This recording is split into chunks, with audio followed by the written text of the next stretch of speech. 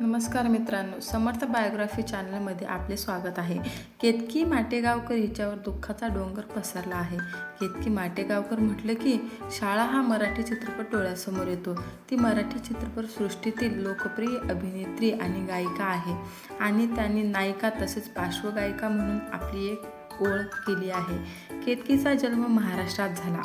त्यांना गायनाची आणि अभिनयाची लहानपणापासूनच आवड होती. त्यांनी शाळा, टाइमपास, फुंतरू, काकस्पर्श अशा गाजलेल्या मराठी चित्रपटांमधून त्या चाहत्यांच्या घराघरामध्ये प्रसिद्ध झाल्या. साधेपणा, निरागस सौंदर्य आणि भावनिक अभिनय ती चाहत्यांच्या मनामध्ये बसली आहे.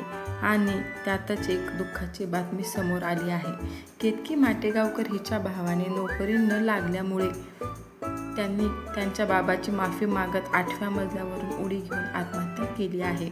तरी मित्रांनो, त्यांनी त्यांच्या पत्रामध्ये असेही लिहिले आहे की बाबा, मी प्रयत्न केले पण मला यश आले नाही.